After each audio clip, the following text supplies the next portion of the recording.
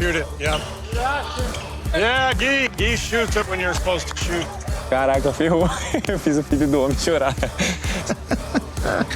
I think his ceiling is to be a starter on a team.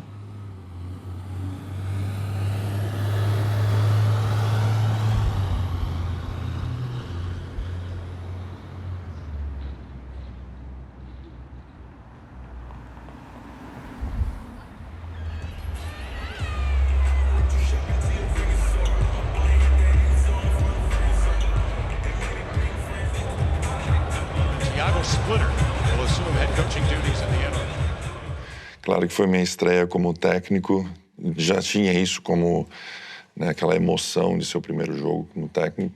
Mas o Gui é um menino que sempre me traz boas lembranças da alegria dele, de como que ele enfrenta todos os dias, treina pesado, se esforça na quadra, é um guerreiro. Então, sempre é bom dividir a quadra com um cara como ele e num dia tão importante para mim também.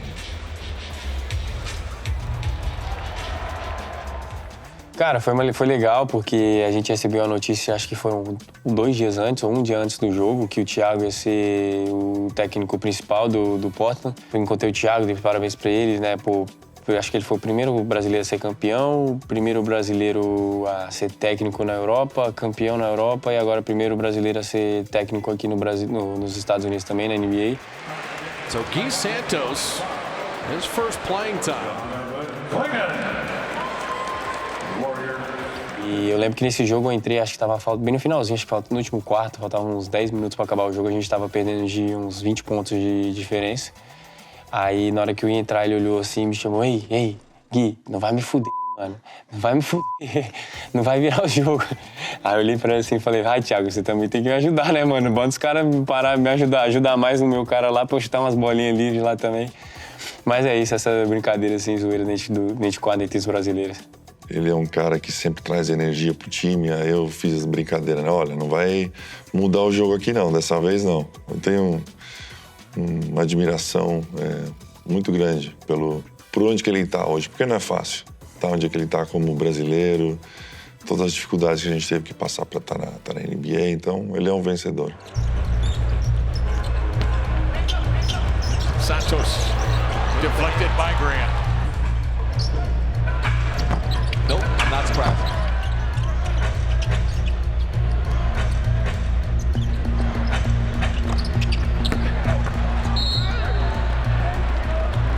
And Santos coming from behind for the foul.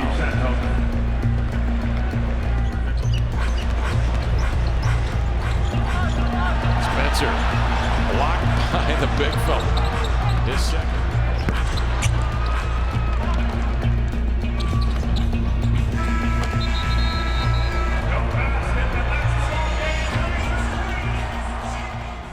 Eu acho que todos os jogadores brasileiros que passaram pela NBA são caras que eu posso me inspirar, cada um pegando uma peça de cada, né? Claro, eu não tenho 2,10 metros igual o Thiago, eu não tenho os 2,10 metros do Varejão, não tenho os 2,10 metros do Nenê e tudo mais, então eu pego um pedaço ali de cada um e tento encaixar um pouco ali no meu jogo, vejo o que eles falam, sempre converso com eles, escuto eles também. Não tenho a menor dúvida que ele vai ser e é já um dos favoritos da torcida do Warriors. Obviamente, os minutos dentro da quadra ajudam, então quanto mais minutos ele tiver dentro da quadra, mais as pessoas vão ver ele, mais vão notar o carisma dele, então talvez é isso que falte um pouquinho ainda. É o reflexo do jogo dele, né? Quanto mais entrega, quanto mais raça, vontade e quanto mais você mostra que você quer ganhar e que você tá ali 100% pelo time, mais você vai ganhar esse carinho da torcida. Ele tem como, sim, ser um brasileiro lembrado. Porque você deixar o legado não é só, eu joguei lá no Golden State e com o Curry. Não, você tem que fazer um nome. Fazer um nome não é fácil, é difícil. E ele não é um dos principais jogadores no Golden State, mas tem muito para ser.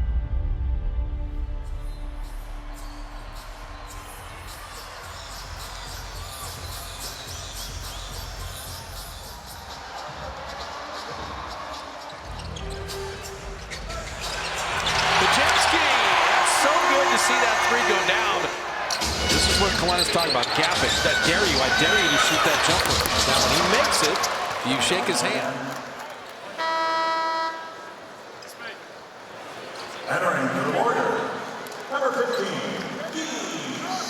Então, nesse jogo foi uma prova muito grande nesse jogo contra o Memphis, de ver essa versatilidade que a NBA exige de um atleta. Dentro da NBA eu sou um cara alto, mas não muito alto, eu sou um cara de estatura normal. Então você vai jogar contra os pivôzões dele, ele sempre tem cara de 2,10, quase todo time tem um cara de 2,10. E você tem que ir lá trombar e tirar o cara de dentro do garrafão e fazer o papel do 5 lá, tem que fazer bloqueio.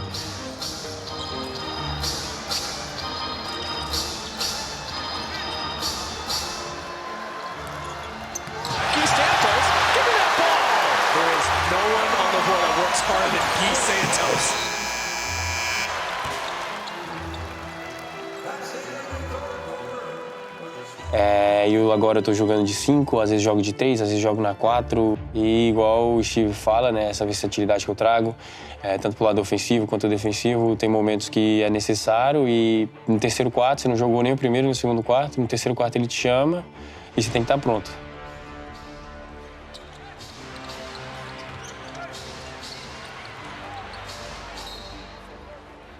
A palavra é essa para o Gui Santos, versatilidade.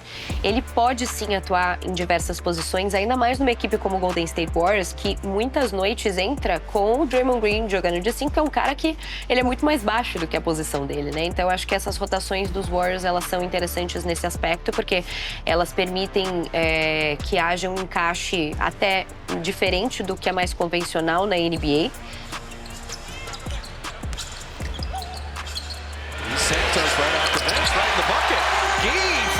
Consideraria o Gui como, assim, o sexto, sétimo ou oitavo jogador e pegando a confiança do técnico. O importante é pegar a confiança. A partir do momento que ele pega essa confiança, o técnico vai olhar para o banco ou falar para alguém da comissão técnica, ó, chama fulano porque eu tô precisando disso e eu sei que ele tem.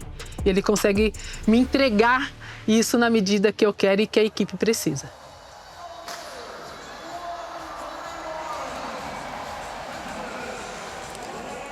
You guys played tonight. You played a couple exotic lineups. I think at least one with Guy at center. And we saw earlier this year you played with two bigs. How would you just describe the different ways you can attack teams? Is that because he's Brazilian? He's really intriguing lineups, unconventional lineups.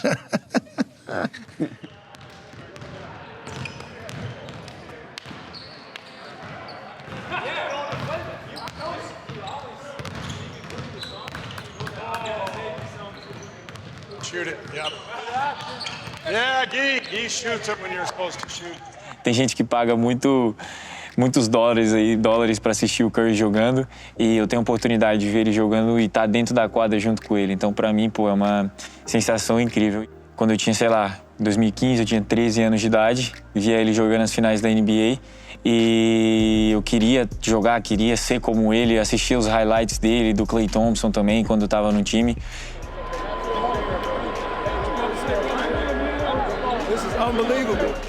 E agora eu tenho a oportunidade de jogar com esses caras, então para mim é uma realização pessoal, só que ao mesmo tempo traz uma pressão de eles são os caras que vencem muito, que a carreira deles é muito vencedora, eles sempre estão lá brigando pelo máximo, pelo mais alto. Ser parte do time é importante você ser um cara que entra dentro de quadra e ajude eles. Eu fico mais de cara quando eu olho a transmissão assim, eu vejo o Curry na quadra, assim, de um lado e vejo o meu irmão do outro, assim. Eu falo, cara, tipo, nem parece que, mano, era dois moleques de 16, ele tinha 16 na época, eu tinha, sei lá, 8, e a gente, cara, no sofá assistindo. E, cara, ele lá, sabe, mano, pergunto pra ele direto, tipo, o que o Curry faz, o que ele gosta de fazer antes de jogos, tipo, se ele toma banho no vestiário, eu pergunto de tudo que você imaginar, se ele joga videogame, se ele é cheiroso, tudo que você imaginar, eu tô perguntando pra ele. Tem uma história do Gui que é legal, que ele fala que no primeiro jogo da NBA mesmo, que ele tava naquela salinha antes de entrar para as quadras, aí tava todo mundo reunido assim, eu acho que a gente tava lá nesse momento também, assistindo. E a gente tava vendo ele tava assim, ó. Aí ele parou, ele ficou olhando assim, ó, olhando pros caras, né? O Steph Curry, né? O Draymond Green, aí olhando assim, E a gente olhando aquela imagem.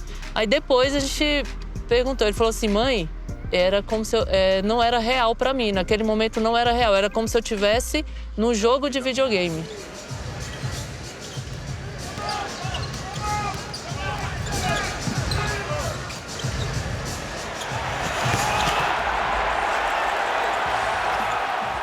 Eu também tive outra história com o Curry, que foi na casa dele, quando ele fez uma confraternização pra gente, assim, no time, pra ir lá na casa dele.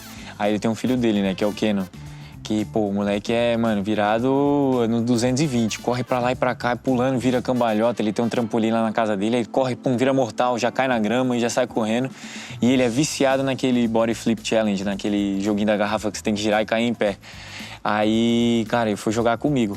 Aí ele começou. Aí 1, 2, 3 seguidas. E eu nem sabia que eu era bom nisso. Aí eu comecei também. Aí foi eu contra ele. Ele fazia ponta, eu fazia. Ele fazia, eu fazia. Ele fazia, eu fazia. Aí teve uma hora que ele errou. Aí eu fiz. Aí eu comecei a gritar. Não sei o que. Saí gritando pela casa. Aí ele começou a chorar. Aí eu falei, caraca, ferrou. Eu fiz o filho do homem chorar.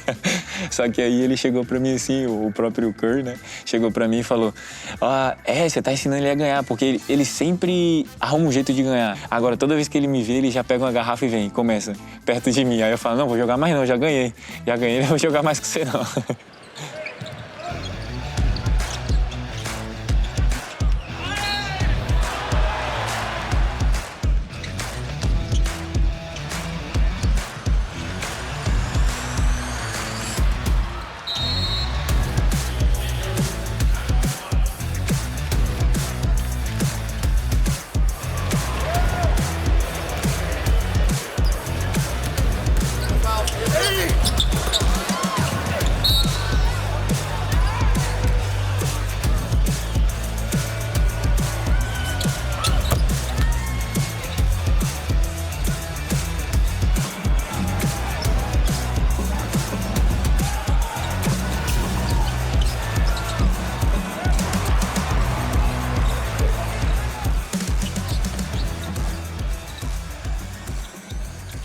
Ele está arremessando mais bola de 3 pontos do que bola de 2 pontos, o que indica um pouco do que o Steve Kerr quer para ele. Indica também qual que é o caminho que ele precisa seguir para, quem sabe, ter um pouco mais de abertura para ele ficar em quadra. E eu acho que esse caminho passa por ele ser uma ameaça nessa bola de 3 pontos. Enquanto está todo mundo preocupado com o Minga lá dentro, com o Stephen Curry arremessando de 3, com os passes do Draymond Green, vira e mexe pode entrar um cara que vai incendiar a partida.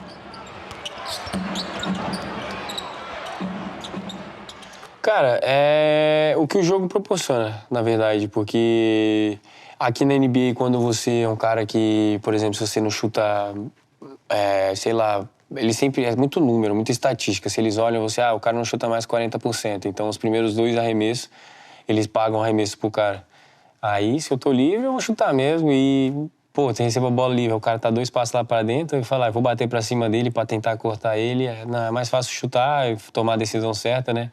Corre o risco de você perder a bola e pra gente ter uma margem de erro dentro de jogo que é bem menor, né? Então, não pode cometer erros. Então, ali o mais seguro é, igual a gente fala, é mais fácil você errar indo pra cesta do que você errar e dando a bola pro time correr pro contra-ataque. Não é uma coisa que eu falo, eu vou chegar, vou chutar e é só bola de 3. Não, é o que o jogo me oferece. Eu tô livre pra chutar de 3, eu vou chutar de 3. Se o cara tira minha bola de 3, eu vou tentar bater pra dentro e assim vai.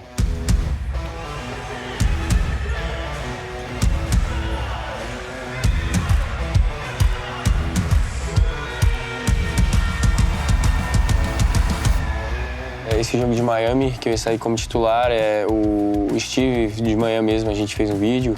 Era o último jogo de... acho que foram 12 dias fora de casa. A gente ficou 12 dias viajando, jogando em várias cidades diferentes. E a gente ia jogar o último jogo em Miami, só que era back-to-back, a gente ia jogar no dia anterior em Orlando. Então, os jogadores principais não iam jogar, o Steph, o Jimmy, o Draymond, o Al Horford estavam todos sentindo um desconforto ali, eles não iam jogar. E ele botou a molecada ali para trazer volume de jogo e tudo mais. Ele começou como titular. É um jogo que a gente no começo fica um pouco sem saber o que fazer, porque não tem os caras que normalmente seguram mais a bola, que mexem e movem mais o time.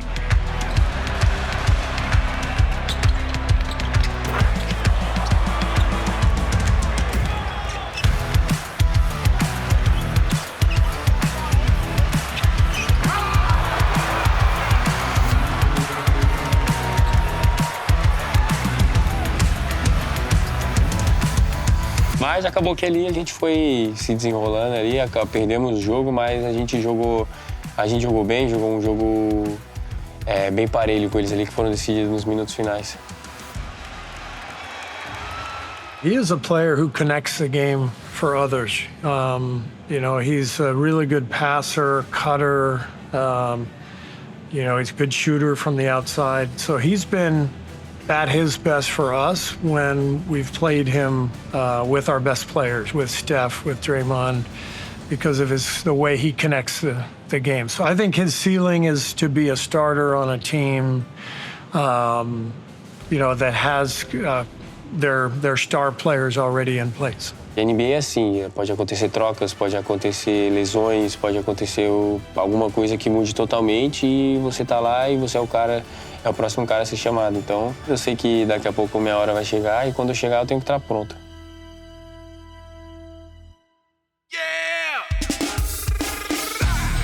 Eu faço o trabalho sujo, igual na quadra. Aí deixa você ser o homem. Tá me tirando, né, velho? A gente tem Thanksgiving no Brasil? Não, né?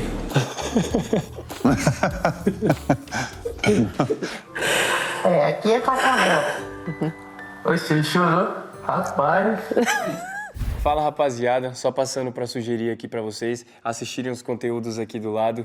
Tem várias coisas, mas também tem minha série que vai estar passando aí, de Santos do Brasil. Eu vou estar mostrando um pouco para vocês de como é a vida aqui na NBA e alguns momentos inéditos também. É nóis, tamo junto.